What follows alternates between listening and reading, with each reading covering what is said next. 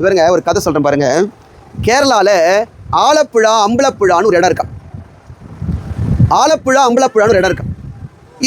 அதுக்கு வந்து போட்டில் தான் போவாங்களாம். ஒரு 2 பேர் என்ன பண்ணானுங்களாம், ஆலப்புழாவிலேருந்து அம்பலப்புழா கிளம்புனாங்களாம்.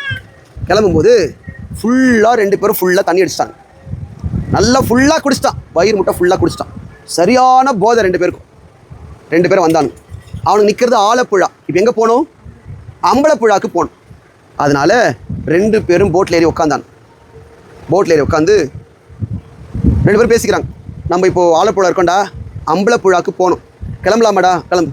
நீயும் மாரி நானும் மாரிக்கல, இல்லை போட்டு போடணும், பரிசல் போட்டு தான் போகணும். அப்படி தான் போகணும், துடுப்பு வச்சு போடணும். சரிடா, நீ ஒரு பக்கம் போடு, நான் ஒரு பக்கம் போடுறேன்னு 2 பேரும் ராத்திரியெல்லாம் போடுறாங்க.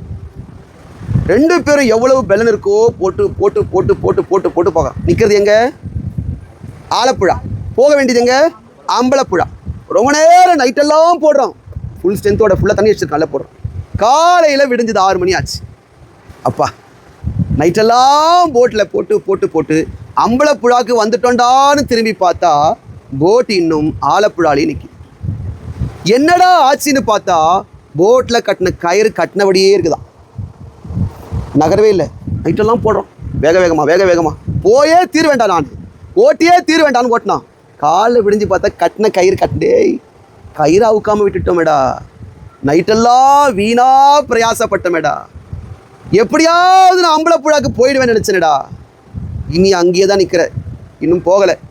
அதை போல தான் நிறைய பேர் சொல்லிட்டு இருக்கிறோம், நான் இயேசுக்காய் ஓடுகிறேன், இயேசுக்காய் நடக்கிறேன், இயேசுக்காய் வாழ்கிறேன். இல்லை, நாம் இன்னும் அங்கேயே தான் நிற்கிறோம். உலகத்துக்கு மறிச்சிட்டோமா? உலகத்துக்கு செத்துட்டோமா? யோசித்து பாருங்க. இந்த உலக வழிபாடுகளுக்கு, உலக சடங்கு சாஸ்திரங்களுக்கு நாம் மறித்து விட்டோமா? இல்லை, இன்னும் அங்கேயே தான் நிற்கிறோம். ஆனால் கேட்டால் சொல்கிறோம், நான் அங்கே போயிட்டேன், நான் தூரம் போய் பரலோகத்தை நோக்கி போயிட்டே இருக்கிறேன், நான் கர்த்தரை நோக்கி வாழ்ந்துக்கிட்டே இருக்கிறேன், இயேசுக்காக ஜீவிச்சுக்கிட்டே இருக்கிறேன். நீ இன்னும் ஆலப்புழாவில் தான் இருக்கிற, நீ அம்பலப்புழாவுக்கு போகல.